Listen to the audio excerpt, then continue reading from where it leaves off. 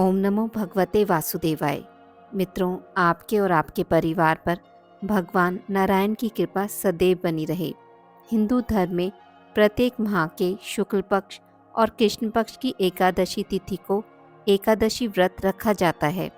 यह दिन जगत के पालनहार श्री हरि विष्णु की पूजा आराधना के लिए विशेष माना जाता है। हर साल माघ महीने के शुक्ल पक्ष की एकादशी तिथि को जय एकादशी का व्रत रखा जाता है। धार्मिक मान्यताओं के अनुसार जय एकादशी व्रत रखने से जातकों को आरोग्यता का वरदान प्राप्त होता है और जीवन के सभी पाप और कष्टों से मुक्ति मिलती है। यह भी कहा जाता है कि जय एकादशी का व्रत रखने से भगवान विष्णु की कृपा से मृत्यु के बाद भूत पिशाच योनि में नहीं जाना पड़ता है।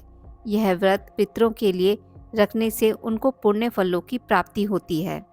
साल 2025 में जया एकादशी का व्रत 8 फरवरी दिन रविवार को रखा जाएगा। एकादशी तिथि प्रारंभ होगी 7 फरवरी को रात 9:26 पर। एकादशी तिथि समाप्त होगी 8 फरवरी को रात 8:15 पर। ऐसे में उदया तिथि के अनुसार 8 फरवरी दिन रविवार को जया एकादशी व्रत रखा जाएगा। जया एकादशी के व्रत का पारण का समय रहेगा 9 फरवरी को सुबह 7:04 से 9:17 तक। इस दिन पूजा विधि: जया एकादशी के दिन सुबह जल्दी उठें, पानी में गंगा जल मिलाकर स्नान करें। इसके बाद विष्णु जी का ध्यान करें और व्रत का संकल्प लें। एक छोटी सी चौकी पर पीला वस्त्र बिछाएं। इस पर लक्ष्मी नारायण की प्रतिमा स्थापित करें। विष्णु जी और माँ लक्ष्मी को फल, पीले फूल, धूप, दीप, नैवेद्य अर्पित करें।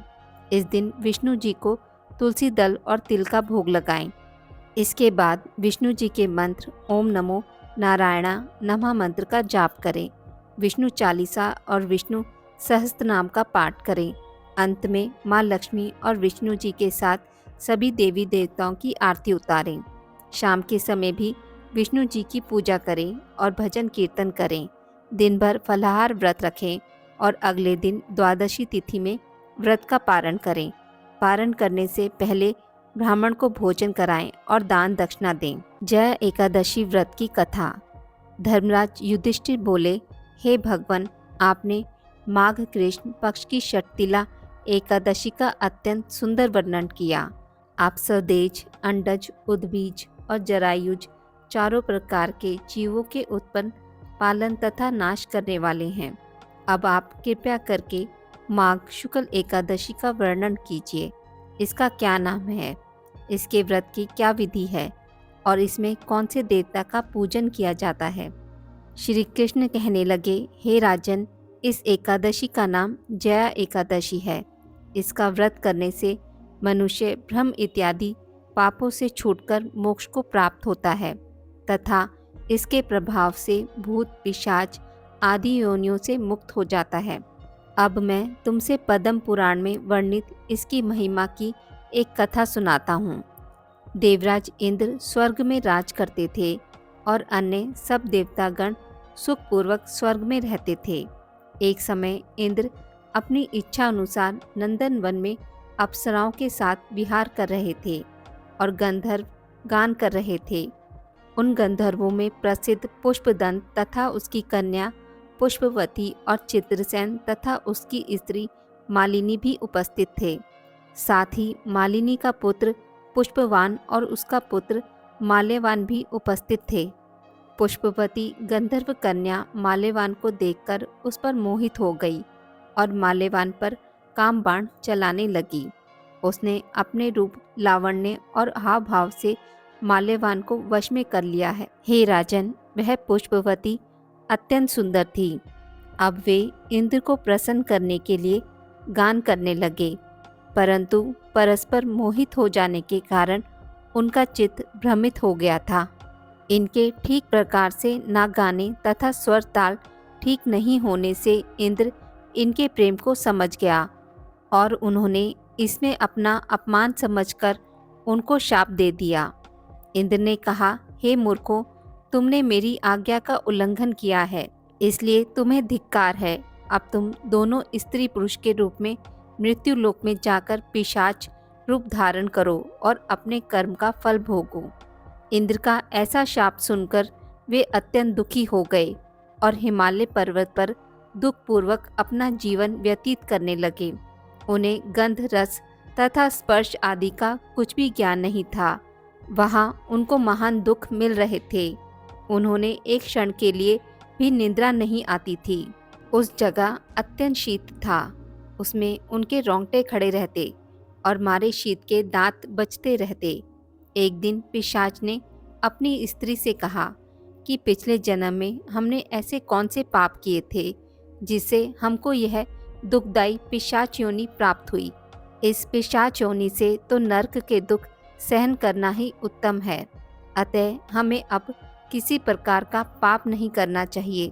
इस प्रकार विचार करते हुए वे अपने दिन व्यतीत कर रहे थे। देव्य योग से तभी माघ मास में शुक्ल पक्ष की जया नामक एकादशी आई। उस दिन उन्होंने कुछ भी भोजन नहीं किया और ना कोई पाप कर्म किया। केवल फल फूल खाकर ही दिन व्यतीत किया और सायंकाल के समय महान दुख से पीपल के वृक्ष के नीचे बैठ गए। उस समय सूर्य भगवान अस्त हो रहे थे। उस रात को अत्यंत ठंड थी। इस कारण वे दोनों शीत के मारे अति दुखित होकर मृतक के समान आपस में चिपटे हुए पड़े रहे। उस रात्रि को उनको निद्रा भी नहीं आई। हे राजन, जया एकादशी का उपवास और रात्रि के जागरण से दूसरे दिन प्रभात होते ही उनकी पिशाच योनि छूट गई।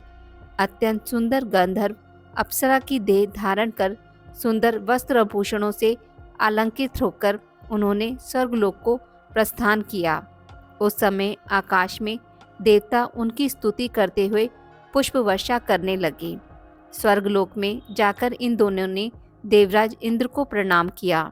इंद्र इनको पहले रूप में देखकर अत्यंत आश्चर्यचकित हुआ और पूछने लगा कि तुमने अपनी पिशाच योनि से किस तरह छुटकारा पाया, सो सब बतलाओ। माल्यवान बोले कि हे देवेंद्र, भगवान विष्णु की कृपा और जया एकादशी के व्रत के प्रभाव से ही हमारी पिशाच देह छूटी है। तब इंद्र बोले कि हे माल्यवान, भगवान की कृपा और एकादशी का व्रत करने से न केवल तुम्हारी पिशाच योनि छूट गई, वरन हम लोगों के भी वंदनीय हो गए, क्योंकि विष्णु और शिव के भक्त हम लोगों के वंदनीय हैं। अतः आप धन्य हैं। अब आप पुष्पवती के साथ जाकर विहार करो। श्री कृष्ण कहने लगे, हे राजन युधिष्ठिर, इस जया एकादशी के व्रत से बुरी योनि छूट जाती है। जिस मनुष्य ने इस एकादशी का व्रत किया है उसने मानो सब यज्ञ, जप, दान आदि कर लिए। जो मनुष्य जया एकादशी का व्रत करते हैं वे अवश्य ही 1000 वर्ष तक स्वर्ग में वास करते हैं। बोलिए श्री हरि भगवान विष्णु की जय। आज की इस वीडियो में बस इतना ही। मित्रों, अगर आपको मेरी वीडियोस पसंद आती हैं तो इसे लाइक और शेयर ज़रूर करें और पूजा पाठ से जुड़ी जानकारी के लिए मेरे चैनल को सब्सक्राइब करना ना भूलें। धन्यवाद।